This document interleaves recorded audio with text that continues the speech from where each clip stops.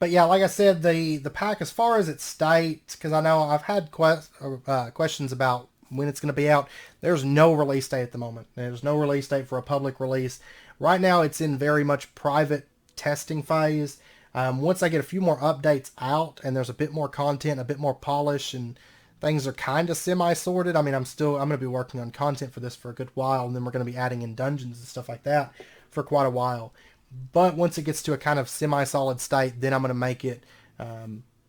It'll go to access for the patron group to kind of have a bigger playtest thing, and then I'll do a public release after that. So it's going to be a while for public release. I mean, with something this scale, because it's like fully customized recipes for the most part, and I mean, even I've got to even go through and customize a lot of the Pam's Harvestcraft recipes, which, of course, there's a ton of stuff there that needs to be customized, and it's quite involved. It's quite involved. So, plus there's going to be a whole lot of balancing that needs to be done and building that needs to be done, and just massive amounts of stuff. But I will say it's getting quicker as I get more used to doing things and kind of learn a lot of it, because the first like while I was just kind of like learning Craft Tweaker and learning custom NPCs. I mean, I've used it quite a bit, but I'm doing stuff with custom NPCs I've never had to do before, so it's been very much a learning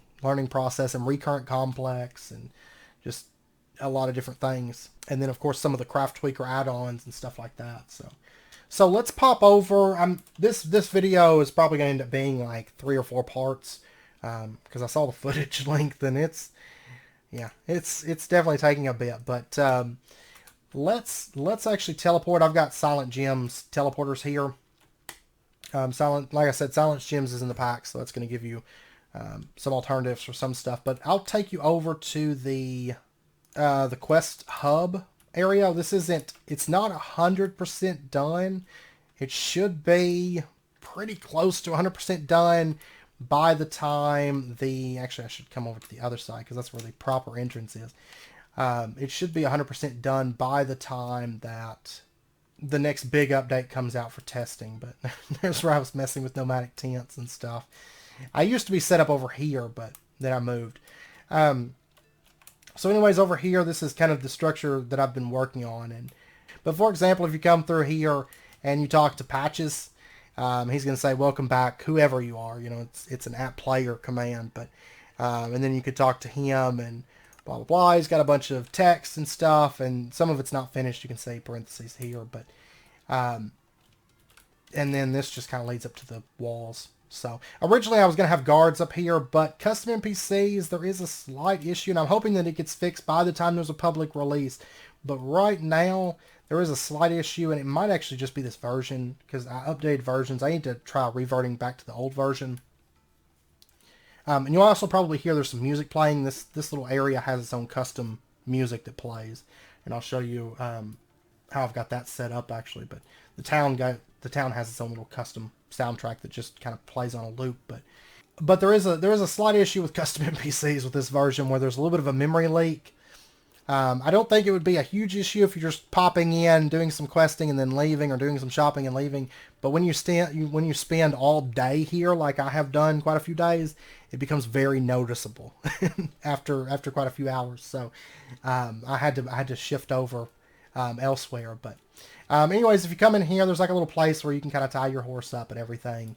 And for example, this is a very little, like, overgrown little area with like lots of trees and greenery and stuff. But I quite like it, because it kind of gives it that little rustic, quaint feel that I kind of wanted. But if we come up through here, and this is Weedwood Chip Path, so you actually move a little bit faster when you're going through here. But for example, like, here's your bounty board, because at first you're not going to be able to craft your own bounty board, so you're going to have to come to the town to do your bounties. But a little bit later on, you'll be able to make your own bounty board for your base. But for example, this is the shopping district. Now, right now, it's a dwarfs. Just everywhere. But these are all going to be different skins and stuff. So for example, there's sapling vendors, there's food vendor, there's a livestock vendor, there is seed vendors, and some of these are Grimoire of Gaia, but then like Purely Platonic. She's been working on the mod pack, and then Garlic in Your Eye is part of the Modpack group, and Lily the seed vendor, and over here is Sveard. He's a weapon vendor, and then there's another weapon vendor there. A little armor vendor set up. There's general goods. There's spell vendors. There's Faraday. He's a spell vendor. He's wearing full necromancer armor.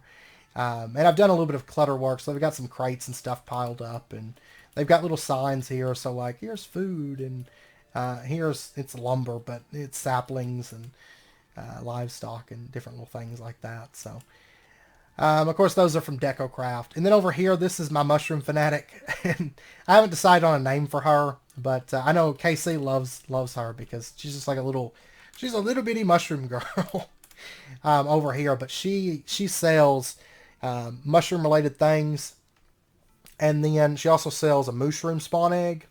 But these little like mushroom pixie hovels, if you come across these in your travels, you can actually sell them to her and make a little bit of coin for that. I mean, the vendors aren't set up so where you can just sell massive amounts of things that you can farm, because that's not fun, because then you just set up an auto farm for it and you have infinite money. So they're only going to buy mainly things that you can't really craft. and so she buys like little pixie hovels if you don't want those. And then if we go back through here, this is like a little farming area that's set up here, and Wildleaf is kind of the agriculture person. She'll get a little like title and everything. All of her dialogue's not implemented yet, but I've been working on some of that. Some of these NPCs have their dialogue all implemented, some of them do not. So over here, there's a little mailbox here too for custom NPCs. So some of them may send you a letter, after so long or whatever. So there's a little mailbox set up there, and you will be able to craft these for your base later on. Oh, by the way, this pack has waystones, or not waystones, but signposts. So this is a waystone for signposts that you'll be able to bind to a signpost, and you'll be able to teleport. So there's a quest basically at the start. After you get here, you're gonna get a reward from the first guy. Well, not Patches. You speak to Patches, but you're going to speak to the wizard, and he's going to give you a signpost set, so you can actually set up a signpost to teleport from your base to the hub and back and forth freely.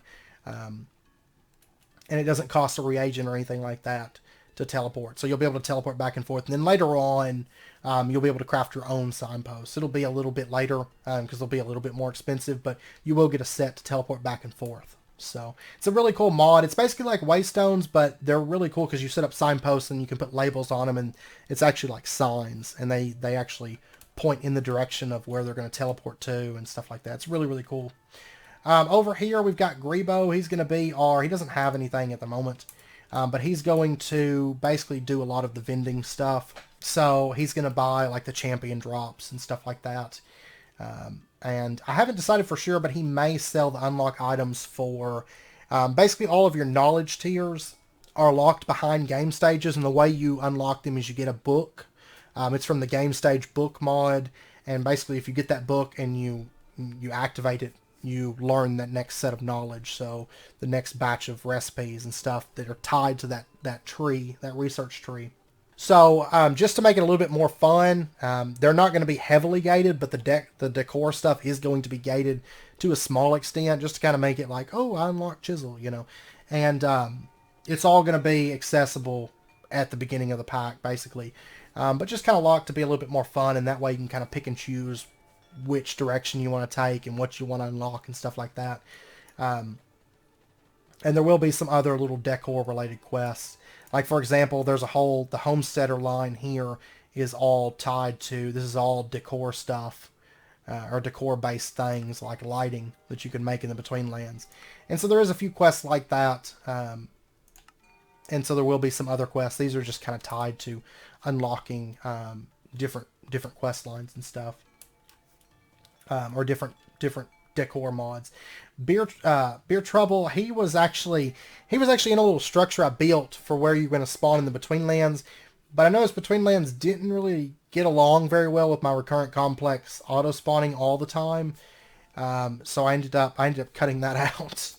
But he was there, but now he's here, and he's the one that plays the music that you'll hear playing in the background. He plays that, so He's kind of like the little bard in the middle of the town. He's like my little bard beggar. I thought about putting a little pan here and like he was like begging for coins or something. But this was actually one of the first structures I built after the Between Lands one, which is actually I still have the Between Lands structure, but it's not currently used, so it's just kind of in an inactive folder there.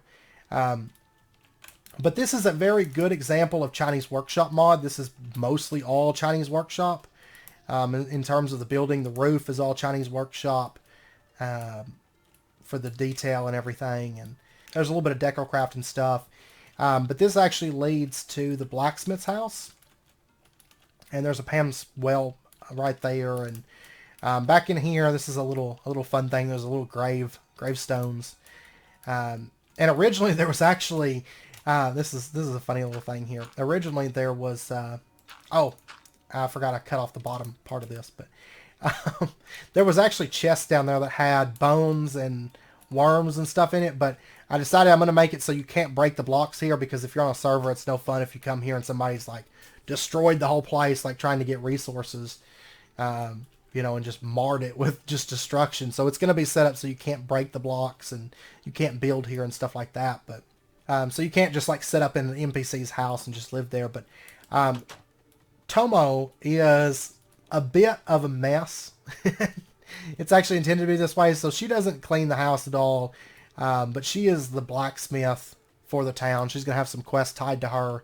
Now, all these NPCs, I haven't implemented their drops and stuff yet, but all of these, you'll notice their names are yellow. You can actually fight these NPCs. They will respawn if you kill them, and they're going to have special drops, but they're going to be tough. Tomo has 450 HP, and a lot of them have really bad effects. Like she causes blindness, and she moves pretty quick, and she does quite a bit of damage. You don't want to fight them early on, so don't hit them. But you can, later on, once you get stronger, you can kill them. And they are killable and stuff. And then up here, there's a big cluttered mess in her bedroom. So she's kind of my, like my pack rat hoarder of the town. She doesn't do a whole lot of cleaning, so it's a little bit messy in here. But and then if we continue on, this is not done. This is so bad. I was hoping to have this done. It should be done by the next update comes out, but I kind of got sidetracked. I've been working on the necropolis, and I just haven't finished it. But eventually there's going to be a staircase that goes up, and at the top is going to be an astronomy area, and that's where the astro sorcery NPC is going to be. Not currently implemented. But if we go through here... Oh, there's an architect's saw bench still sitting here. Let me pull that up.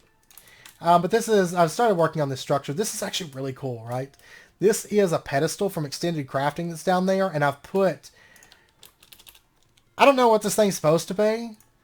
But it's massive. And...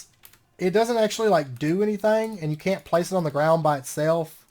But whenever you put it on a pedestal from Extended Crafting, it spins. And I thought it was pretty cool in here to kind of add that for just kind of a, I don't know. It's like a big thing. I don't know what it does. It's archaic. We don't know what it does. But anyways, there's a NPC here. This is Uneth. He doesn't have a whole lot of HP, you'll notice, but he's tough. I fought him because he pretty much... he keeps you at a distance and then just range spells you down. But anyways, if you talk to him, he's going to say, welcome back. And then he has a ton of dialogue, so just be prepared. But anyways, he's got some stuff. And, oh, you know what it is? I know what it is.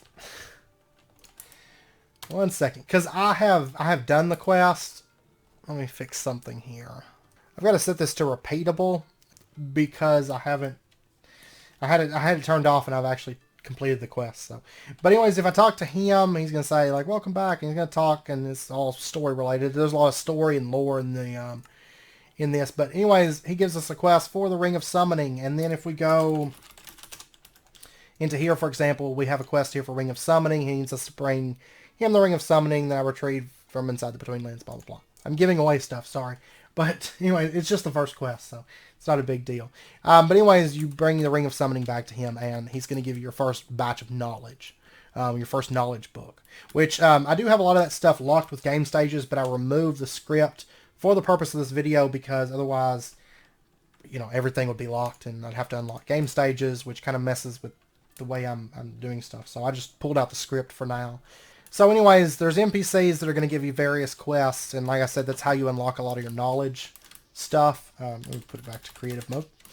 And then if you continue through here, there's nothing back here really at the moment, but it kind of leads to like a little quarry area where they're like mining up coal and mining stone and stuff like that back here. So that's all that's back there at the moment. And then over here, this is the little Elven District area. I'm not going to go too much into that because I haven't even named that NPC. She's got a bit of her dialogue already. But it's kind of like just the remnants of an old dwarven ruin over here, and plants just taking over and all that. Over here, there's a little windmill area, which doesn't have a whole lot in there. It's just kind of like a little meal and a little bit of bread baking and stuff going on here, and there's a little furnace back here and stuff. And mechanical power.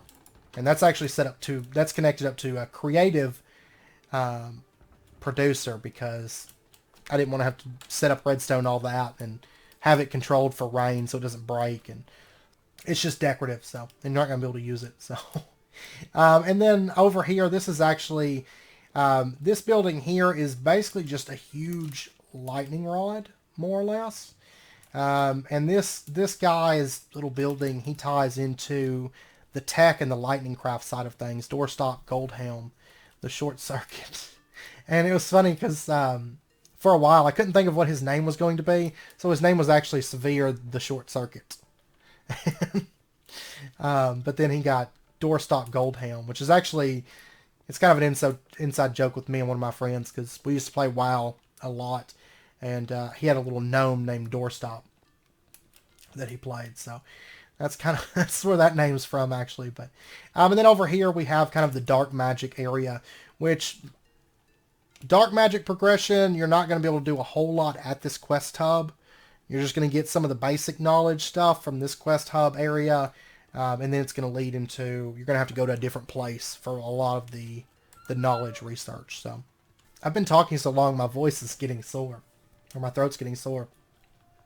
This ended up being a whole lot longer than I intended it to be, so it's probably going to be, like I said, it's probably going to be like a 4-part thing that it ends up being. So, but anyways, this little area here, it's a lot of like just books and clutter and stuff. I basically, with this town, just really quick side note, I tried not to go too big, because I know if I went super big with this and with all the custom NPCs, it's not gonna run good. So I tried to go kind of not too big. I tried to make a decent sized little town, like a little quaint town area with all the stuff that you need, without doing like a huge superstructure, you know. So most of the stuff is kind of compact, and traveling around the town's pretty quick and everything. But if you step in here, though, we've got Countess Carmilla, which actually, she keeps saying the same thing, but she's got a couple little like voice lines. Yeah, there we go. But she's got a couple voice lines and stuff. I may do that with more of the NPCs, but she doesn't have any of her dialogue put in yet. But and then over here we have a vendor, which actually a lot of this is going to change, because you're not going to be able to buy the top tier slates from him. You're only going to be able to buy, I think, for the first 3. And some of this stuff's going to get removed. But and also, there's not going to be a whole lot of Evilcraft stuff for purchase here. That's actually probably not going to be here. It's probably going to be like dark gems and some stuff, but there's no values put to those things or anything like that yet. And then over here, do it. I've done like custom, or not really, they're not custom sounds. Most of them are from Lycanites and stuff, but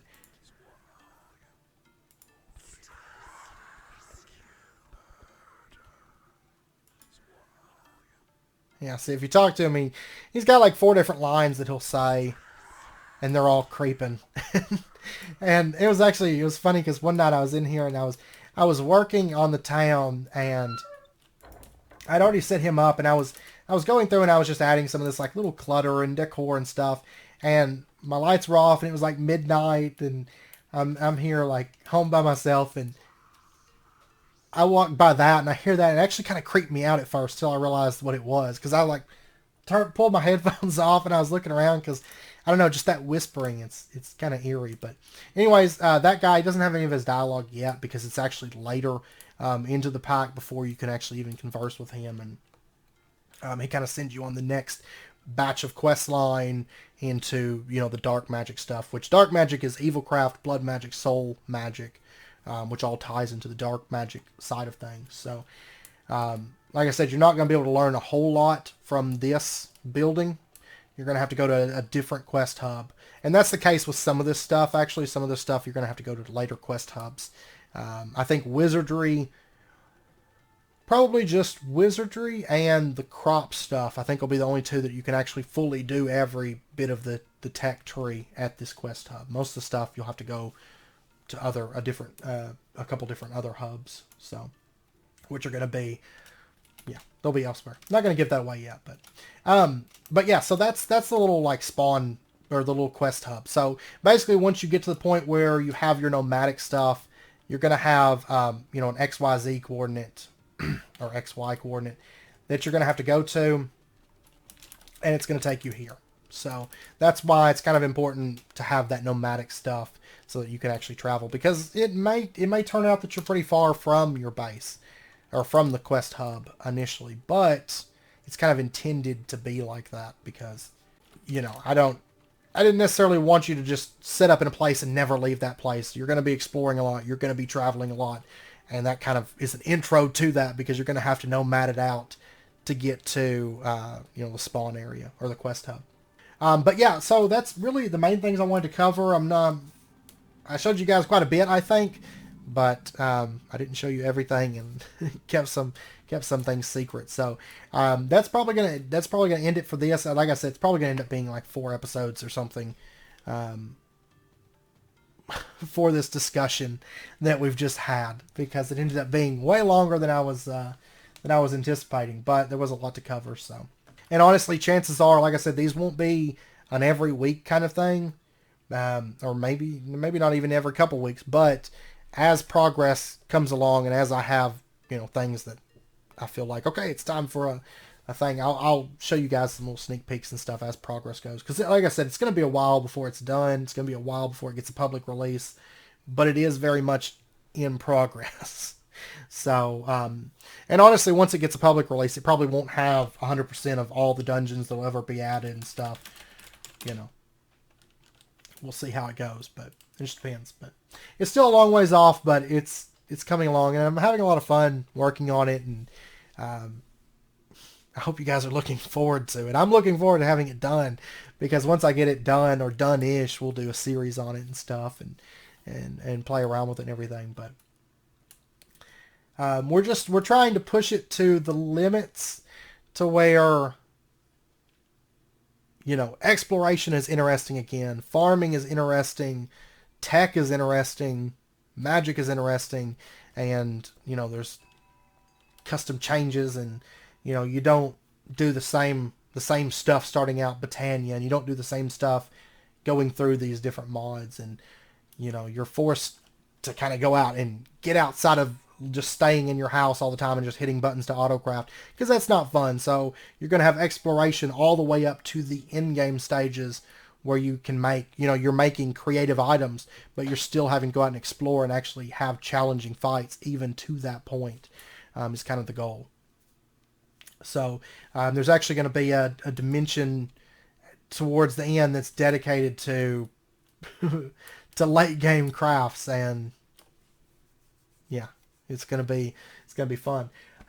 It's kind of like your in-game dimension is what it's gonna be. So, but yeah, so I hope you guys enjoyed it. I hope you guys are excited about it. Like I said, it's gonna be a while, but I'll try to keep you guys updated as progress happens. So, and I'm hoping, like I said, I'm hoping to have this big update that I'm working on. I'm hoping to have this update up for the testers by, my goal is 2 weeks ish, somewhere in there. But I mean, it takes, because you know, if I could just sit down all day every day and work on it, it would be a little bit different. But I'm recording and stuff too, and building and all that stuff. So it takes a while, but that's the progress thus far. I hope you guys are excited about it. I hope you guys are excited for. I think the biggest things, the most exciting things for me is custom NPCs, recurrent complex. It's exciting stuff. And there's, like I said, there's going to be lore because I wrote a book, a little like Minecraft written book the other night, for lore for the Ring of Summoning, for, you know, because it's kind of like a relic item, so it's got its own little like book of lore. I tried to put it in the little quest like completion thing. It was way too big. So I had to put it in a little Minecraft written book, and then I expanded on it and stuff. So there's going to be like little lore books. If you're interested in reading them, you can kind of get little like lore, and they're like little stories about where certain items came from and things like that. So I've been working on that type of stuff. But anyways, I hope you guys enjoyed it. I hope you guys are excited about it. If you got any questions, let me know. Also, if you want more kind of up-to-date stuff, of course, I kind of post little things here and there on the Discord, and I answer a lot of questions and stuff on the Discord and stuff about it. So you guys are welcome to drop in there. Of course, the link's down in the description for the video. So, but anyways, I hope you guys enjoyed it, and I hope to see you guys next time. So until then, as always, do take care, stay safe, have a good one. I'll see you guys next time.